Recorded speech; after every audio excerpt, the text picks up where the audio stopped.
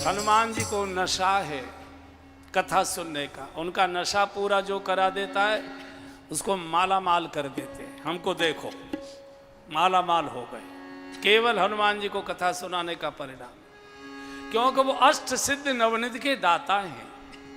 माँ का आशीर्वाद है उनको। असबर दीन जानकी माता।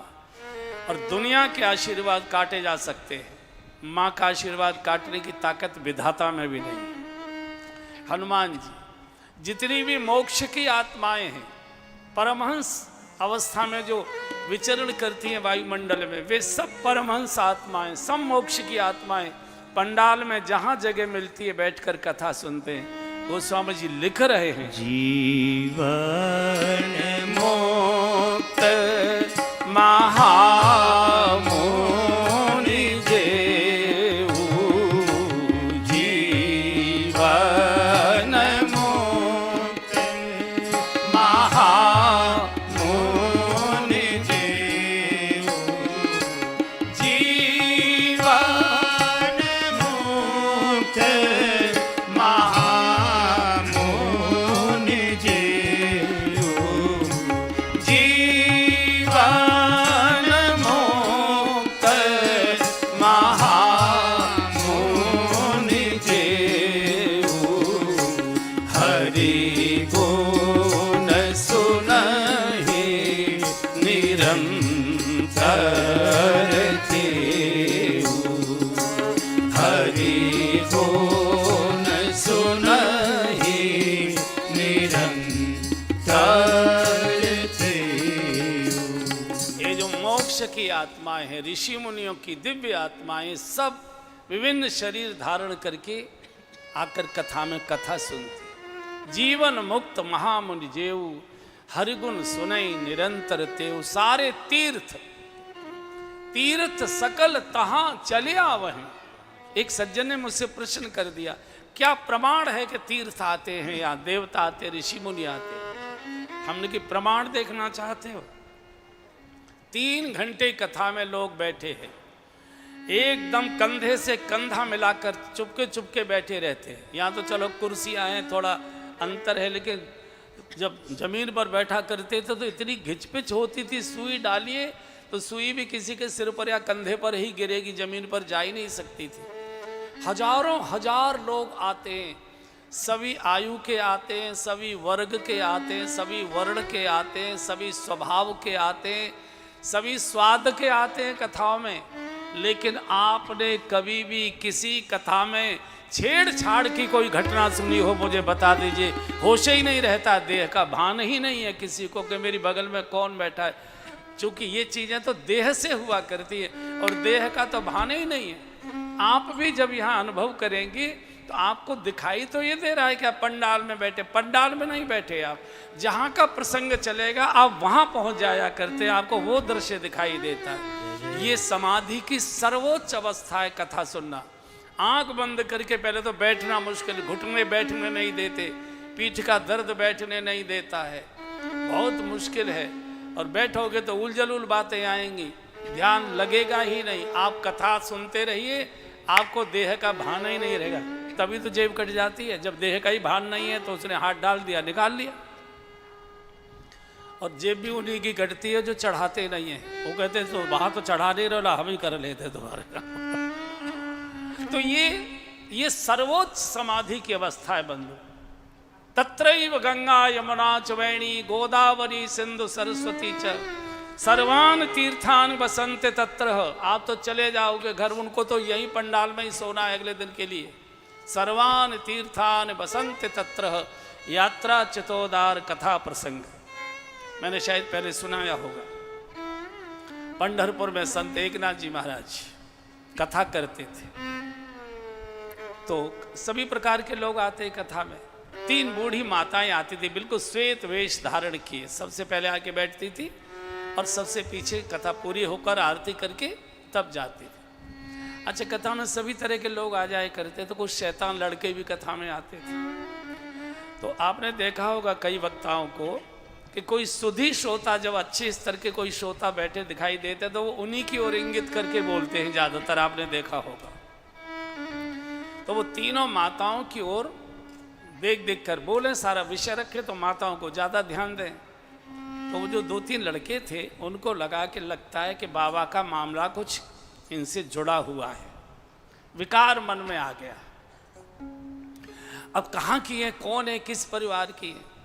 तो कथा के बाद जब सब पंडाल खाली होने लगे, जाने लगे, तो पीछे से वो माताएं भी। अब ये तीनों चारों लड़के थोड़े दूरी बनाकर पीछे पीछे चले कि देखते किस घर में जाती हैं, किस मोहल्ले की हैं, किस परिवार की। चलते गए तो शहर पूरा निकल गया। पंढरपुर छोटा सा ही, बाबूजी के साथ हम लोग गए पंढरपुर दर्शन करने। तो आगे निकल गए तो सोच लिया इन्होंने, लड़कों ने, कि इनको हमारी बात पता लग गई कि हम इनका पीछा कर रहे हैं, तो ये केवल भगाने के लिए और जा रही जंगल में, फिर लौट आएंगे। ये भी पीछे पीछे चले, थोड़ी दूरी बना कर, माताओं को कुछ मालूम नहीं। और तीनों ने, चंद्रभागा नदी बहती है, बरसात के दिनों थे, ये सावन भादों की घटना है, तो नदी उफान पर थी।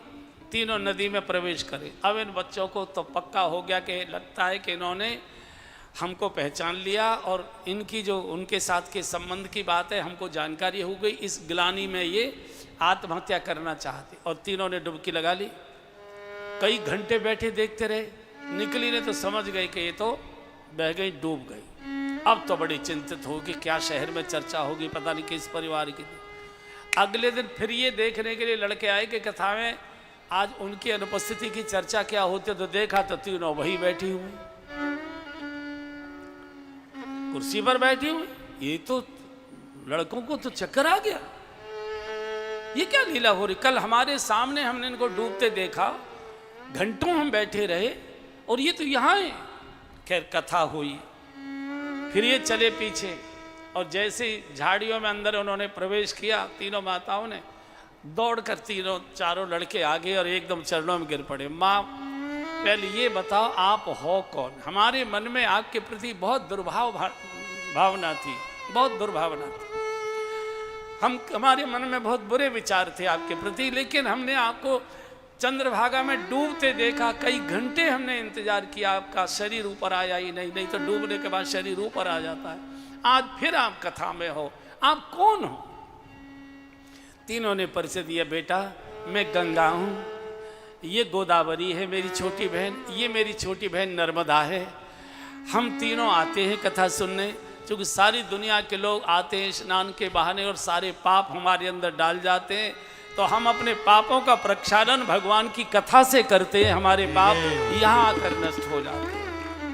तीर्थ इस कथा को सुनने आते हैं शरीर धारण करके। तत्रैव गंगा यमुना च वेणी गोदावरी सिंधु सरस्वती च सर्वान तीर्थान वसंत तत्र यात्रा चतोदार कथा प्रसंग बंधो। कुछ मत करिए, इस कलिकाल में कुछ कर भी नहीं पाओगे, मैं फिर बता रहा हूं। कानों से जब जब मौका मिले कथाएं सुनते रहिए और होठों से भगवान का नाम लेते रहिए। कलयुग में जैसे मैंने अभी निवेदन किया था कि हर मौसम के कपड़े अलग होते हैं, हर मौसम का भोजन अलग होता है, ऐसे हर मौसम का भजन भी अलग हुआ करता है। कलयुग का भजन है कलयुग केवल नाम आधारा, कलयुग केवल नाम आधारा। सुमीरी सुमीरी नर उतरहि पारा, सुमीरी सुमीरी नर उतरहि पारा। एहि कलिकालन साधन दूजा, एहि कलिकालन साधन दूजा, एहि कलिकालन साधन दूजा।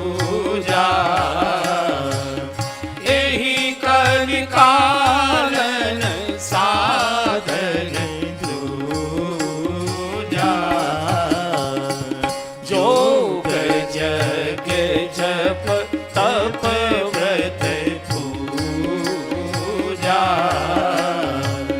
जोग जग जप तप व्रत फिर क्या आधार ले? पूजा,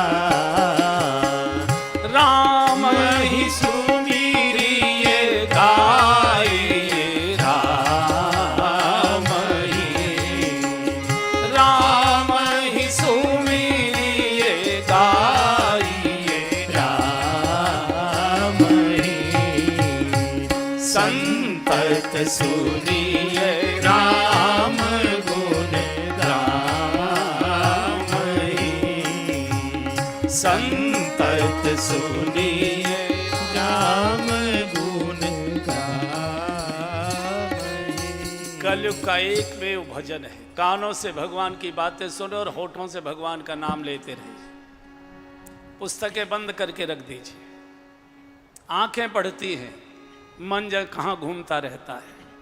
परिश्रम करेंगे, उठते बैठते सोते जागते चलते फिरते खाते पीते नहाते धोते, जैसे भी हो भगवान के नाम का स्मरण करो। कलयुग केवल नाम आधार, भाव कुभाव अनख आलसहु, नाम जपत मंगल दिसिदसहु। कई लोग कहते श्रद्धा से लोगे तब बेड़ा पार होगा, वो गलत कहते, वो नाम की महिमा ही नहीं जानते। डॉक्टर औषधि देते हैं, कभी नहीं कहते पुड़िया देते समय कि हनुमान टीले पर बैठकर जब दवाई खाओगे तभी फायदा करेगी। डॉक्टर कहते जैसे भी हो टैबलेट पेट में चली जानी चाहिए, लाभ ही लाभ होगा। बिजली के तार को हाथ जोड़कर छुओगे तो भी झटका मारेगी, और गाली देकर छुओगे तो भी झटका मारेगी। ऐसे ही भगवान का नाम है, वो कल्याण करेगा ही। विवसो राम नाम जे कहीं, जन्म अनेक रचित अगद। विवशता बस भी, किलस के भी, चीख के भी, नाराजी में भी, भाव कुभाव अनक आलसहु नाम। अरे यहाँ तक के दे राम राम कही जे जमुहाए, राम राम कही जे जमुहाए, तिनहीन पाप पुंज समूहाए, तिनहीन पाप पुंज समूहाए। जब हाँ ही लेते मैं भी राम बोल दिया, भीतर के पाप निकलकर बाहर चले जाते। कोई चक्कर में मत पड़िए, शरीर तोड़ने की जरूरत नहीं, बहुत मुश्किल है। इतनी व्यस्तताएं घर में, इतने झंझट हैं, कलह है, क्लेश है, और फिर पूजा पाठ ध्यान है। मोबाइल अंकल कुछ नहीं करने दे रहे, 24 घंटे यही। इतनी देर तो आपने अपना बच्चा नहीं खिलाया होगा जितनी देर मोबाइल को खिलाते हो। 24 घंटे ये भजन करने देगा? ये जो आचार्य थे त्रिकालदर्शी हुआ करते, उनको मालूम था कि एक मोबाइल नाम का बच्चा ऐसा आ जाएगा कि अपना बच्चा नौकरानी खिलाएगी और उसको ये खिलाएगी, मालकिन ये खिलाएगी। इसलिए भगवान के नाम का स्मरण करिए, कैसे भी करिए, कैसे भी करिए। भाव कुभाव अनख आलसहु, नाम जपत मंगल दिसिदसहु। वो जी डोंगरे जी महाराज बड़ी एक अच्छा उदाहरण देते थे। वो सुनाया करते थे कि एक डिग्री कॉलेज के प्रोफेसर थे, हिंदी संस्कृत के बड़े विद्वान थे। तो रोजाना तो मंदिर जाने का समय नहीं मिलता था, रविवार की छुट्टी होती थी तो उस दिन जाते थे और बड़ी देर तक मंदिर में बैठकर पूजा पाठ स्तोत्र वगैरह जो भी कुछ करते थे। तो एक बार छोटा इनका बच्चा था, बोले पापा पापा मैं भी चलूँगा आपके साथ, मंदिर जाऊँगा। तो बिठा लिया, ज़्यादा से ज़्यादा एक 4 साढ़े 4 साल का बालक था। बैठ गया, मंदिर पहुँच गए, अपने आसन लगाकर मंदिर के एक कोने में अपने पाठ उठ करने लगे। छोटा सा बालक ये भी एक कोने में मंदिर में बैठ गया और वो भी बोलने लगा, का कबूतल खा खलगोच, गा घैया अड़ा खाली। तो जब पाठ पूरा हो गया पिताजी का, तो पूछा बबलू तुम्हें भगवान को क्या सुना रहे थे? बालक ने कहा पापा भगवान को प्रार्थना सुना रहा। प्रार्थना? ये कैसी प्रार्थना है? ये तो तुम काका काका ओलम सुना रहे थे। छोटा बालक कहता है, पापा जब आप भगवान को श्लोक मंत्र सुना रहे थे ना, तो मैंने ध्यान से सुना, तो जो हमारी दीदी हमको स्कूल में पढ़ाती है ओलम, तो मुझे लगा कि सारी ओलम आपके इस पाठ में, तो मैंने भगवान को ओलम सुना दी पूरी, और धीरे से हाथ जोड़ कर कह दे, भगवान ओलम अपनी मैं आपको सुनाई दे रहा हूँ, अपनी मनपसंद का मंत्र श्लोक आप बुला लेना जैसा भी आपको अच्छा लगे, ओलम मैं सुनाए। भगवान कहते हैं जब तक तू अपने मन की ओलम नहीं सुनाएगा तब तक मैं अपने मन का मंत्र कैसे बना पाऊंगा। जैसे हम लोगों को कपड़ा देते हैं लोग, हम कहते हैं नहीं नहीं क्या करेंगे, बोले महाराज कुछ भी बनवा लेना, आप अल्फी है बनियान है कुछ भी बनवा लेना, आप ले लीजिए। तो ऐसे ही भक्त भगवान से कहता है, प्रभु मैंने तो आपका नाम सुना दिया, अब आपको जो मंत्र अच्छा लगता है वो बना लेना, हमको तो इससे ज़्यादा आता नहीं। इसलिए भूल गए कोई बात नहीं, फिर याद आ गया फिर लेना शुरू कर दो, फिर काम में फंस गए भूल गए कोई बात नहीं, याद आ जाए फिर लेना शुरू कर दो। नाम ले रहे थे, मोबाइल आ गया बजने लगा, गाली मत दो, मिटाइए, भजन भी नहीं करें, आराम से सुनिए, बातचीत पूरी हो गई, फिर भगवान का नाम लेना शुरू कर दीजिए। भजन कभी खंडित नहीं हुआ करता, अनुष्ठान खंडित होते हैं, भजन कभी खंडित नहीं हुआ करता है। इसलिए किसी की बात मत सुनिए, किसी की बात मत सुनिए। शौचालय में भी बैठकर भगवान का नाम लिया जा सकता है, शौचालय में बैठकर। मैं एकनाथ जी महाराज का ही उदाहरण दे रहा हूँ। संत एकनाथ जी महाराज के जीवन की घटना है, ये प्रकट घटना है। उस समय ये जो फ्लश सिस्टम है ये नहीं चले थे, 400 450 500 साल पुरानी बात, संडास ही हुआ करते थे। तो और उसमें किवाड़े में नहीं होती थी, सामने से कोई न कोई बोरी ऐसे लटका देते थे। संत एकनाथ जी महाराज शौचालय में बैठे थे, उनका जो सेवक था किसी काम से ऐसे निकला तो तेज हवा को कोई झोंका आया, तो उन्होंने ऐसे जीभ पकड़ के बैठे थे, एकनाथ जी महाराज जीभ पकड़ कर बैठे थे ऐसे। तो जब शौचादि से निवृत्त होकर आए, ये हाथ धुलाने के लिए चेला आया, तो पूछा गुरुजी नाराज हो तो एक बात पूछ लूं? बोले हाँ बताओ। बोले आप शौचालय में बैठे थे तो जीभ पकड़ कर क्यों बैठे थे? तो गुरुजी ने कहा बेटा तुझे तो मालूम है कि हर समय मेरी जिह्वा को विट्ठल विट्ठल विट्ठल विट्ठल करने की आदत है, और भगवान का ये पवित्र नाम शौचालय जैसी गंदी जगह में तो नहीं लेना चाहिए, और इसको आदत पड़ी है तो मैं गमछे से इसको पकड़ के बैठ जाता हूँ। सेवक ने कहा गुरुजी एक बात और पूछ लूँ? बोले बोलो। तो सेवक ने पूछा गुरुजी अगर शौचालय में ही प्राण निकल जाए तो? एक नाथ जी दंग रह गए। और सत्य बात है, बड़े लोगों की ज्यादातर लीला बाथरूम में ही पूरी होती है। जितने भी बड़े लोग जाते हैं उनकी लीला बाथरूम में ही पूरी होती है। इसलिए भगवत नाम कहीं से अशुद्ध नहीं होता, ये तो अशुद्ध को शुद्ध करता है, ये तो परम पवित्र है। जब याद आ जाए तब ले लो, भूल गए कोई बात नहीं, फिर याद आ जाए। भजन कभी खंडित होता नहीं, भाव से कुभाव से मन से बेमन से। मीरा जी के पास गए थे शामली के कुछ बंधु बहनें, तो मीरा जी से कहा कि कैसे करें, कलयुग में हमको कोई भजन बताइए ताकि हमारा बेड़ा पार हो जाए। मीरा जी ने कहा एक ही भजन गाइए और कुछ गाने की जरूरत नहीं। बोले कौन सा गाएं? बोले गा लो। नटवर नागर नंदा भजो रे मन गोविंदा। नटवर नागर नंदा भजो रे मन गोविंदा। श्याम सुंदर मुख चंदा भजो रे मन गोविंदा। श्याम सुंदर मुख चंदा भजो रे मन गोविंदा। नटवर नागर नंदा भजो रे मन गोविंदा। नटवर नागर नंदा भजो रे मन गोविंदा। तू ही नटवर तू ही नागर, तू ही नटवर तू ही नागर।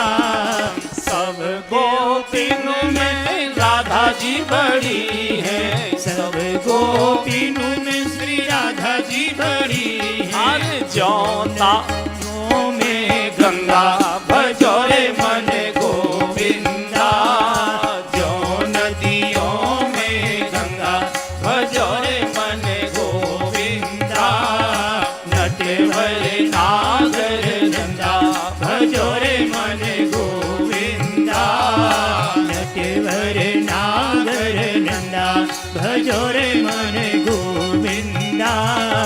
सब देवन में कृष्ण बड़े हैं, सब देवन में कृष्ण बड़े हैं। हाँ सब देवन में कृष्ण बड़े हैं, सब देवन में कृष्ण बड़े हैं। अरे ज्यों तारों में चंदा भजो रे मन गोविंदा, ज्यों तारों में चंदा भजो रे मन गोविंदा, नटवर नागर नंदा भजो रे मन गोविंदा, नटवर नागर नंदा भजो रे मन गोविंदा।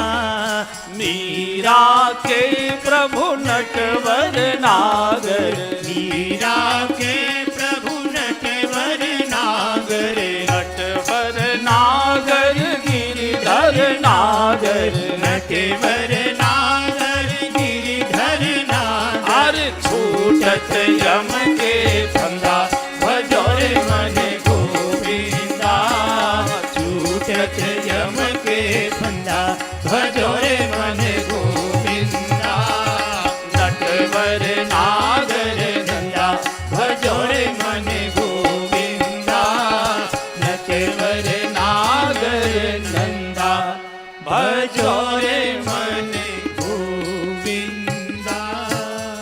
कैसे भी मन से बेमनस के किलस कर झीक कर गाली देकर भी अगर भगवान का नाम लिया तो भी बेड़ा पार है। कैसे भी नाम लो, कैसे। ध्रुव ने तो गलानी में डूब कर लिया था। ध्रुव संगलानी जपे हरि नाम, ध्रुव संगलानी जपे हरि नाम, पायऊ अचल अनुपम ठाम, पायऊ अचल अनुपम ठाम। ग्लानी से गले हुए, ग्लानी में डूबे हुए श्री ध्रुव जी ने भगवान के नाम का सुमिरन किया, भगवान की गोद प्राप्त की। अचल स्थान आज भी ध्रुव तारे को कोई हिला नहीं सकता। युग बीत गए। आपने सुना होगा इस देश के प्रथम राजा हुए उत्तानपाद। मनु के ये पुत्र थे, बड़े पुत्र थे उत्तानपाद। उत्तानपाद के 2 रानियां थी और हर उत्तानपाद के 2 ही रानियां होंगी। उत्तानपाद के कहते किसे हैं? जिसके पैर ऊपर की ओर, बुद्धि नीचे की ओर, बिल्कुल उल्टा। बुद्धि गड्ढे की ओर, विकारों की ओर, वासनाओं की ओर, और उड़ान पैरों की आकाश की ओर। उसके 2 ही रानियां होती। बड़ी रानी का नाम सुनीति, छोटी का नाम सुरुचि। और हर उत्तानपाद के, हर भोगी के 2 ही होंगी। सुरुचि होगी और सुनीति होगी। सुनीति यानी नीति, सुनीति यानी धर्म, सुनीति यानी सत्य, सुनीति यानी मर्यादा, सुनीति यानी पुण्य, सुनीति यानी भक्ति, भजन, शुभ। इसको राजा ने महल से बाहर निकाल दिया, जंगल में एक झोपड़ी में वास दे दिया। भोजन के लिए 1.25 सेर प्रतिदिन जौ की व्यवस्था कर दी और 6 महीने में 1 मार्किन की धोती पहनने को दी जाती थी। वर्ष में 2 धोतियाँ, इसी में वो गुजारा करते थे। सुनीति को, नीति को, धर्म को, सत्य को, मर्यादा को भैया झोंपड़ी में ही रहना पड़ेगा, मार्किन में ही गुजारा करना पड़ेगा, रूखा सूखा भोजन ही करना पड़ेगा। माल खाने के लिए तो सुरुचि चाहिए। सुरुचि यानी अच्छे अच्छे सुंदर सुंदर भोग पदार्थ। राजा उसको प्यार करता है, महल में रखता है, और हर भोगी हर भोग की वस्तु को अपनी कोठी बंगले में ही रखना पसंद करता है।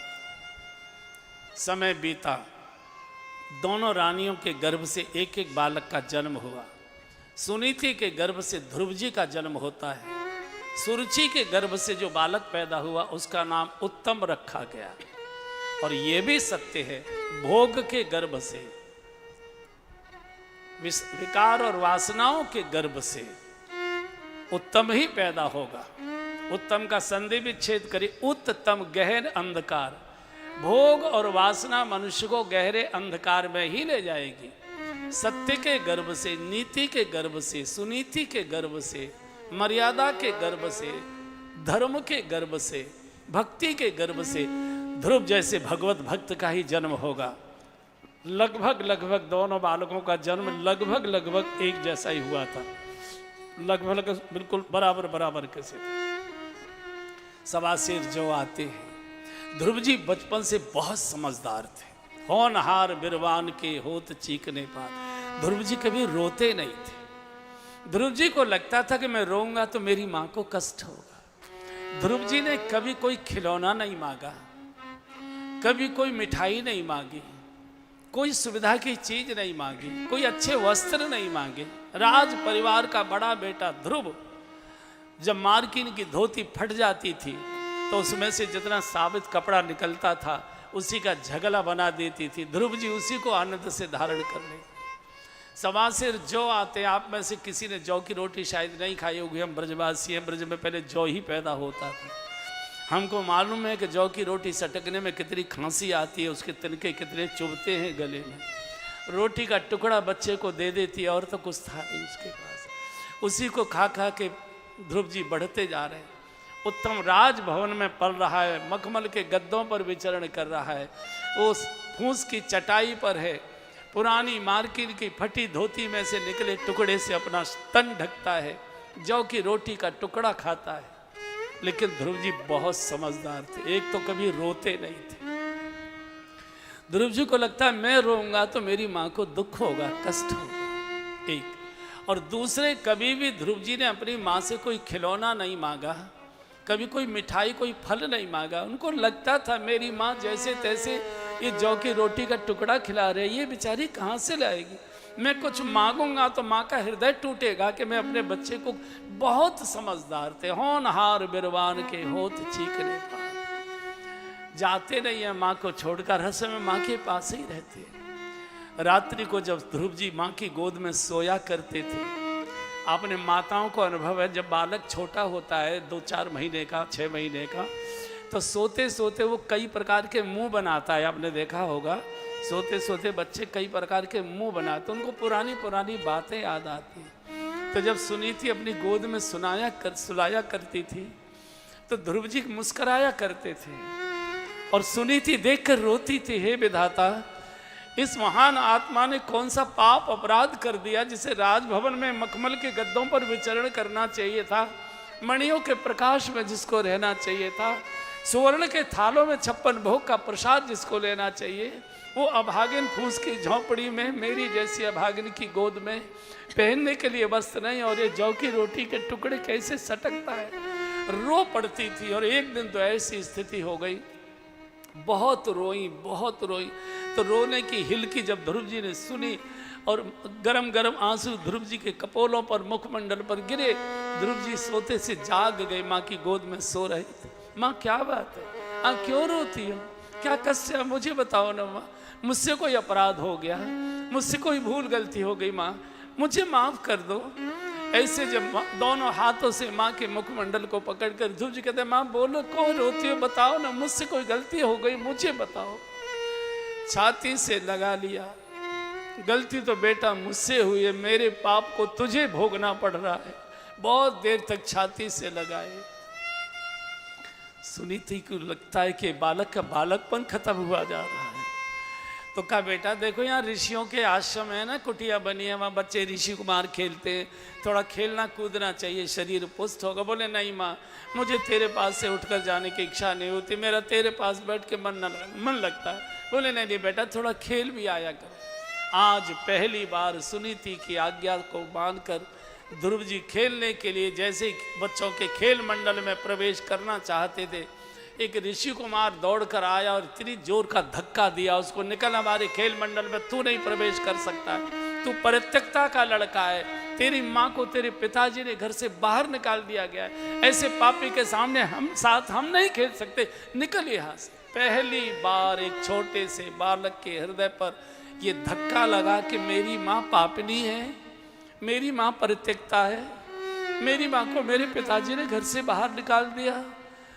धक्के का तो नहीं हुआ, लेकिन इस बात से बहुत बड़ी चोट, रोते रोते आए ध्रुव जी और माँ की छाती से लगकर इतना रोए, इतना रोए, इतना रोए।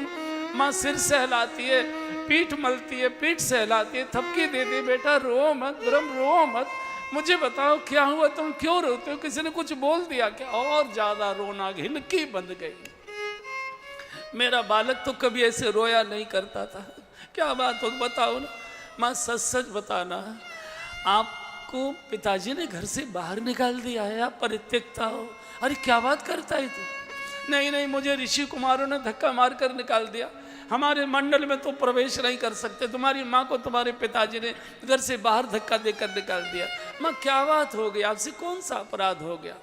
छोटे से बच्चे की बात सुनते ही माँ का हृदय कांप गया। मेरे बच्चे के मन में पिताजी के प्रति बचपन से अश्रद्धा पैदा हो जाएगी तो अनीति हो जाएगी। सुनीति अनीति कैसे सिखा सकते? नहीं बेटा, ऐसा बिल्कुल नहीं है। तो तुम तो, हमारे पिताजी तो मैंने सुना है राजा है, वो जो ऊपर पहाड़ी पर राजभवन दिखाई देता है, पिताजी वहाँ रहते हैं, तो रानी तो राजभवन में रहा करती है, तुम यहाँ क्यों रहती हो अगर पिताजी ने तुमको नहीं निकाला?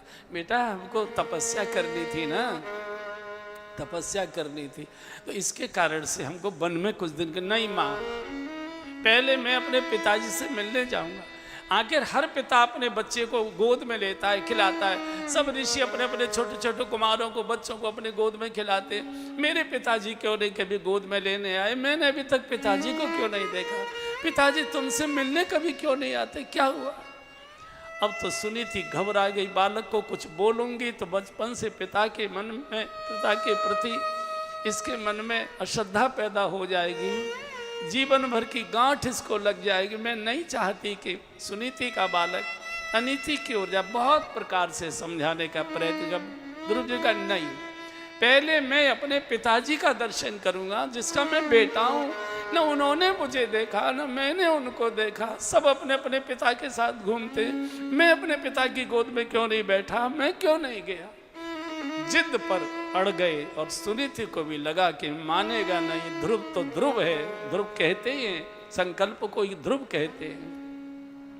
माने का नहीं नहीं, वो जो महल है ना उसमें तुम्हारे पिताजी निवास करते हैं, तुम जब जाओगे इतना लाड़ प्यार करेंगे। पिता के पास भेजने के लिए रोते रोते सुनीति बाल काट रही है, गुच्छा सिर के जो केश थे उनको जूड़ा सा बनाकर उसमें सुंदर सी पुष्पों की कलियां लगाई है, उसी फटी धोती का झगला पहनाया है, माथे पर गोरोचन का तिलक लगाया है, बच्चे को छाती से लगाकर मुख चुमाए, मस्तक सूंघाए। बेटा जाओ, सुनो, पिताजी को साष्टांग प्रणाम करना, और वहाँ तुम्हारी छोटी माँ मिलेंगी सुरुचि, उनको भी साष्टांग प्रणाम करना। माता पिता को साष्टांग प्रणाम किया जाता है।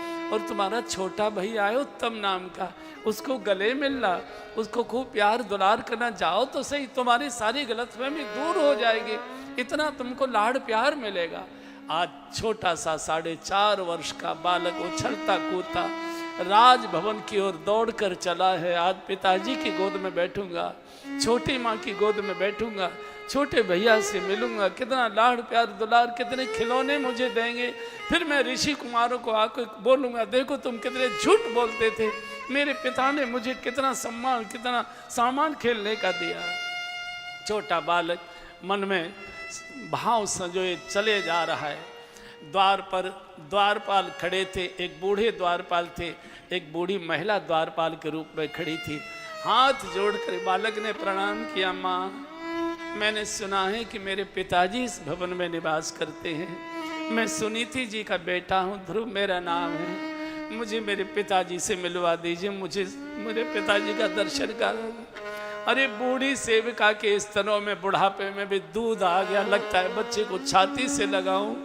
और इस अभागे राजा को पुत्र का मुख देखने के लिए पिता कितने प्रकार की पूजा पाठ अनुष्ठान तीर्थ दान पुण्य करते हैं कि मेरी गोद में मेरा बेटा आए। और ये कैसा अभागा बाप है कि बेटा कहने आ रहा है कि मेरे पिताजी यहाँ रहते हैं, मुझे मेरे पिताजी का दर्शन करा। तो रो पड़ी सेविका, रो पड़ी। आओ बेटा मेरे साथ चलो। आगे आगे सेविका चल रही है। मन तो करता है सेविका का कि गोद में ले जाऊं और गोद में ही जाकर लिटा दूं, लेकिन सुरुचि के क्रूरता के कारण से ये कर नहीं पा रही। धीरे धीरे धीरे धीरे अंदर भवन में प्रवेश हुआ। क्या दिव्य भवन है, कांचन के खंबे लगे हुए, मणियां जगमगा रही हैं। सामने सिंहासन पर महाराज बैठे, सुरुचि साथ बैठी थी। माँ की बात याद आ गई, पिताजी जहाँ से दिखाई दें बेटा वहीं से साष्टांग प्रणाम करना। और जैसे ही महाराज को देखा एकदम बालक ने धरती पर साष्टांग प्रणाम किया। पिताजी मैं आपकी बड़ी रानी सुनीति का बेटा ध्रुव आपके चरणों में प्रणाम करता हूँ। और जैसे ध्रुव नाम लिया कि सुनीति का बेटा मैं ध्रुव, एकदम पिताजी के मन में भाव उमड़ गया। सिंहासन से कूदे, दौड़कर उठाना ही चाहते थे, एकदम चीख पड़ी सुरुचि, खबरदार इसको स्पर्श भी किया। दासी इसको घसीट कर धक्का लेके बाहर निकालो इसको। और जैसे ही सुरुचि की आवाज़ सुनी तो माँ की दूसरी बात याद आ गई, तेरी छोटी माँ मिलेंगी। माता पिता को दूर से प्रणाम नहीं किया जाता, माता पिता के चरणों में शीश रखकर आशीर्वाद लिया जाता है। दौड़ कर गया है, माँ आशीर्वाद दीजिए, आपका बेटा ध्रुव आपके चरणों।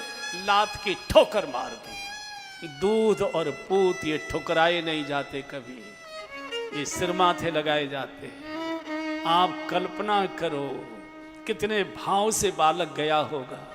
और सुरुचि ने लात की ठोकर मारकर दूर फेंक दिया, चीख कर कहा दासी घसीट कर इसको बाहर निकालो। बालक पीछे मुड़ मुड़ कर देखता है, पिताजी को देखता है। उत्तानपाद के नेत्र बंद हो गए, गमछे से मुख ढक लिया। मेरा बेटा पहली बार आया और मैं भोग में इतना अंधा हो चुका कि मैं बेटे को भी स्पर्श नहीं कर पाया। मूर्छित जैसे हो गए वो तो। सेवका बाहर लेकर जाते, मुड़ मुड़ कर ध्रुव जी देखते, क्या मैं आपका बेटा नहीं हूँ? पिताजी क्या आपकी पत्नी नहीं है सुनीति मेरी माँ? मेरी माँ ने कौन सा अपराध किया? इतना धक्का देकर जब निकाला, मूर्छित होकर गिर पड़े। सेवक उठाकर उनके बिस्तर पर लिटाया। कारण क्या है? उत्तानपाद सुरुचि के इस दुर्व्यवहार का विरोध क्यों नहीं कर पाए? उसका कारण था ये भोगी थे, ये विलासी थे। और जो जितना ज्यादा भोगी होता है, जो जितना अधिक विलासी होता है, वो उतना ही अधिक स्त्री के अधीन रहता है। और ऐसे व्यक्ति की आत्मा मर चुकी होती है, वो अपनी स्त्री पत्नी की गलत बात का कभी विरोध नहीं कर पाता। उत्तानपाद का अर्थ है जिसके पैर ऊपर की ओर और खोपड़ी भोगों के गड्ढे की ओर हो, उसको तो ऐसे ही ठोकरे, ऐसे ही ललकार कर, ऐसे अपमानित होना पड़ता है। बाहर निकल कर आया है, कोई सेवक बिल्कुल पास आने को तैयार नहीं, चूंकि सुरुचि का क्रोध देख लिया। इधर कुटिया में बैठी सुनीति प्रतीक्षा कर रही है, बालक आएगा, 19-20 कोई दुर्व्यवहार न हो जाए, छोटे बच्चे के कोमल हृदय पर कहीं खरोच न आ जाए, कहीं चोट न लग जाए।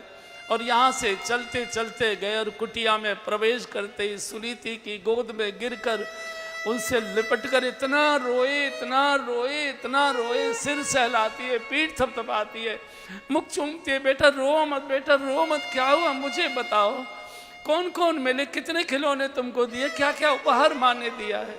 जब ये पूछा तो ध्रुव जी ने रो कर कहा, उपहार के नाम पर लात की ठोकर मिली है, गालियां मिली हैं, दुत्कार मिली है, फटकार मिली है। माँ कोई बात नहीं, माता पिता ने फटकारा है, वो तो आशीर्वाद होता है। एक बार मेरे साथ चलो, मैं आपको साथ लेकर चलूंगा। मैं कहूँगा कि मैं अपनी माँ के अपराधों की आपसे क्षमा मांगने आया हूँ, मेरी माँ के अपराध क्षमा कर दो। सुनीति को लगा कि मानेगा नहीं, बालक प्राण छोड़ देगा। तो सुनीति ने पीठ थपथपा कर कहा, ध्रुव ऐसी गोद में क्यों जाने की इच्छा करते हो जहाँ कोई धक्का मारकर बाहर निकाल दे, दूर फेंक दे। अरे ऐसी गोद में बैठो जहाँ कोई धक्का मारने वाला पहुंचे ही नहीं सकता है, ऐसी दिव्य गोद में बैठो। माँ वो दिव्य गोद कौन सी होती है? बोले भगवान नारायण की होती है। भगवान नारायण की गोद में जो एक बार पहुंच जाता है वो दिव्यता को प्राप्त करता है। माँ वो कहाँ रहते हैं भगवान नारायण? वो जंगल में रहते हैं, वन में, घोर वन में रहते हैं। वो पुकार से मिलते हैं, वो तपस्या से मिलते हैं, वो भजन से मिलते हैं। तो माँ मुझे जाना है, मैं भगवान नारायण का दर्शन करूंगा। जिस बालक का मुख देखकर जिसके दिन और रात हुआ करते थे, उस बालक को घोर वन में कैसे भेजेगी? आप कल्पना करो। जंगली जानवर हैं, हाथी हैं, सिंह हैं, नाग हैं, अजगर हैं, शेर हैं, चीते हैं। कौन भोजन कराएगा? कौन? जब हाथी चिंगाड़ेंगे, सिंह दहाड़ेंगे, नाग फुफकारेंगे, ओले वर्षा होगी, कैसे बिजली कड़केगी, मेरे बच्चे को कौन धैर्य देगा? लेकिन सुनीति है। सुनीति भोग के लिए प्रेरणा नहीं देती, भगवत भक्ति की प्रेरणा देती है। रोते रोते बच्चे का श्रृंगार कर रही है, काले काले घुंघराले केशों का जूड़ा बनाया है, पुष्प की कलियां लगाई है, मार्किन की धोती के फटे हुए टुकड़े का झगला बना कर दिया है, गोरोचन का तिलक लगाया। और जब ध्रुव जी ने माँ के चरणों में शीश रखकर प्रणाम किया, माँ आशीर्वाद दीजिए, प्रभु मुझे जल्दी शीघ्र मेरे ऊपर कृपा करें। छाती से कुछ बोल नहीं पाई, प्रणाम करके छोटे कदमों से वन की ओर प्रवेश कर रहा है। कुटिया के बाहर द्वार पर खड़ी खड़ी रो रही है, हे वन के ऋषि मुनियों, हे वन के साधु संतों, हे देवताओं, हे प्रभु मेरा बालक, अबोध बालक आपके बीच में आ रहा है, मेरे बच्चे की चिंता करना, मेरे बच्चे की रक्षा करना। जब तक दिखाई दिया तब तक कुटिया के द्वार पर खड़ी रोती रही। गहन वन में प्रवेश हो गया कुटिया में। जब तक ध्रुव बाहर रहे तपस्या में, एक दाना भी स्पर्श नहीं किया। जो आते हैं पक्षियों को डाल देती। मेरा बालक भूखा प्यासा घूम रहा है, मेरे मुख में टुकड़ा कैसे जाए? इधर सुनीति तप करती है, उधर ध्रुव जी पहुंच गए। सामने से नारद जी आ गए। ध्रुव जी ने साष्टांग प्रणाम किया। नारद जी जैसे साधु के आंसू आ गए। क्या दिव्य बालक है बेटा, बालक कहाँ जा रहे हो? बोले गुरुजी मुझे वन में जाना है, मेरी माँ ने कहा है कि वन में भगवान नारायण निवास करते हैं, तुम उनको पुकारोगे तो वो तुमको प्यार से अपनी गोद में बिठाएंगे। मुझे नारायण भगवान से। अरे बालक अभी तुम्हारी छोटी उम्र है, खेलने की उम्र है, ये भजन की साधना की उम्र नहीं है, अंदर नहीं जाना। बड़े बड़े सिंह हैं, बड़े बड़े हाथी हैं, बड़े बड़े जहरीले नाग हैं, जानवर हैं, नहीं नहीं तुमको हानि हो जाएगी, तुमको मार डालेंगे। नहीं बाबा ऐसी अमंगल भाषा मत बोलिए। चलते समय मेरी माँ ने अपने दोनों हाथ मेरे सिर पर रखकर आशीर्वाद दिया था, ध्रुव बेटा तेरा कोई अमंगल नहीं करेगा, तेरा मंगल ही मंगल होगा। मेरी माँ का आशीर्वाद है बाबा, उसको कोई छीण नहीं कर सकता। नारद जैसा बूढ़ा साधु रो पड़ा। जो संकल्प इस बालक में है वो हमारे अंदर नहीं है। तो नारद जी ने कहा आओ भगवान से मिलना है, आओ मेरे साथ आओ। उस वन से लेकर मथुरा आ गए। आप कभी ब्रज 84 कोस की यात्रा में गए हो या मथुरा कभी जाएं तो मथुरा के पास जहाँ पूज्य जय गुरुदेव बाबा का आश्रम, उसके बिल्कुल पास ध्रुव टीला नाम का स्थान है। पहले यमुना जी उसके नीचे से ही बहा करती थी, आज भी ध्रुव जी का वहाँ स्थान बना हुआ है। वो वहाँ लाकर एक बट वृक्ष के नीचे आसन लगवा दिया। बोले यहाँ तुम भगवान का सुमिरन करो, यही तुमको भगवान प्रकट होकर दर्शन दे। यमुना जी को लगता है कि छोटा सा बालक भूखा प्यासा मेरे किनारे पर तप कर रहा है, मैं इसकी क्या सेवा करूं? मैं तो माँ कही जाती हूँ। तो विश्राम घाट पर जो मथुरा की 24 परिवारों की माताएं सवेरे यमुना पूजन करने आती थी, वो कुछ पत्र पुष्प फल चढ़ा जाया करती थी। यमुना अपने साथ धारा में बहा कर ले आती थी और जिस घाट पर आकर ध्रुव जी अपने टीले से उतरकर स्नान करने आते थे, यमुना वहाँ छोड़ जाया करती थी। बालक आएगा, फल उठा कर ले जाएगा, फलाहार कर लेगा। भगवान की पूजा सेवा करने वाले की सेवा भी प्रकृति ही करती है और प्रकृति का सौभाग्य होता है। उसको मानती है कि मेरा सौभाग्य है कि किसी भजनानंद की मुझे सेवा करने की अवसर मिला है। समय बीतता जा रहा है, समय बीतता जा रहा है। ध्रुव जी ने फलाहार भी छोड़ दिया, भगवान प्रकट नहीं हुए। ध्रुव जी ने यमुना जी का जल का भी पान छोड़ दिया, भगवान प्रकट नहीं हुए। अब ध्रुव जी एक पैर से वटवृक्ष के नीचे खड़े हो गए और ध्रुव जी ने अपनी श्वास भी रोक ली और पुकारने लगे, तुम ही हो माता पिता, तुम ही हो, तुम ही हो माता पिता, तुम ही हो, तुम ही हो बंधु सखा, तुम ही हो, तुम ही हो बंधु सखा, तुम फिर गाइए, तुम ही हो माता पिता, तुम ही हो, तुम ही हो माता पिता, तुम ही हो, तुम ही हो बंधु सखा, तुम ही हो, तुम ही हो बंधु सखा, तुम ही हो, तुम ही हो साथी, तुम ही सहारे, कोई न अपना सिवा तुम्हारे, तुम ही हो साथी, तुम ही सहारे, कोई न अपना सिवा तुम्हारे, तुम ही हो नैया, तुम ही खेवैया, तुम ही हो नैया, तुम ही खेवैया, तुम ही हो बंधु सखा, तुम ही हो, तुम ही हो बंधु सखा, तुम ही हो, तुम ही हो माता पिता, तुम ही हो, तुम ही हो माता पिता, तुम ही हो, तुम ही हो बंधु सखा, तुम ही हो, तुम ही हो बंधु सखा, तुम ही हो, जो खिल सके ना वो फूल हम हैं, तुम्हारे चरणों की धूल हम हैं, जो खिल सके ना वो फूल हम हैं, तुम्हारे चरणों की धूल हम हैं, दया की दृष्टि सदा ही रखना, दया की दृष्टि सदा ही रखना, तुम ही हो बंधु सखा, तुम ही हो, तुम ही हो बंधु सखा, तुम ही हो, तुम ही हो माता पिता, तुम ही हो, तुम ही हो माता पिता, तुम ही हो, तुम ही हो बंधु सखा, तुम ही हो। एक पैर से खड़े ध्रुव जी श्वास रोकी। जैसे ही ध्रुव जी ने श्वास रोके, पूरे ब्रह्मांड की श्वास रुक गई, भगवान की श्वास स्थिर हो गई। भगवान घबरा गए, किसने मेरी श्वास को अवरुद्ध कर दिया। ध्यान से देखा तो यमुना के किनारे वटवृक्ष के नीचे एक 5 वर्ष का बालक खड़ा मेरी प्रतीक्षा कर रहा है। एकदम भगवान नारायण प्रकट हो गए।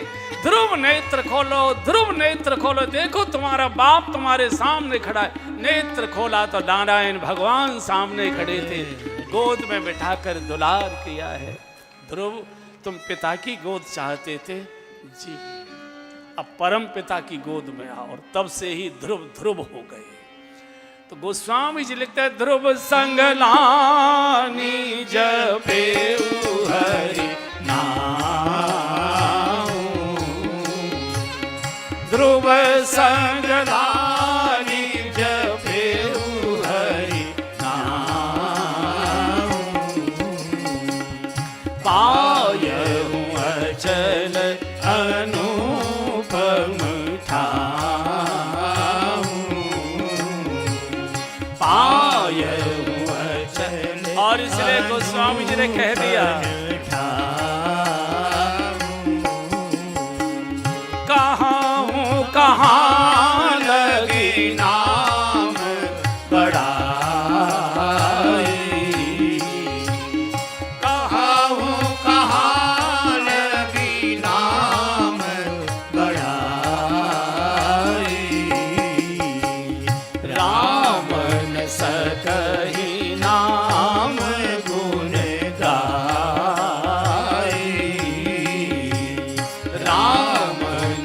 सकहि नाम गुण गाय। हाजी राम न सकहि नाम गुण गाय। राम न सकहि नाम गुण गाय। गोस्वामी जी ने कलम छोड़ दी, लेखनी कहाँ तक गाऊं, कहाँ लगे नाम बढ़ाई, भगवान के नाम की महिमा कहाँ तक गाऊं। अरे राम भी नहीं गा सकते, राम न सके नाम गुण गाई। इसलिए इस कलयुग में उठते बैठते सोते जागते खाते पीते चलते फिरते भगवान के नाम का सुमरण करो।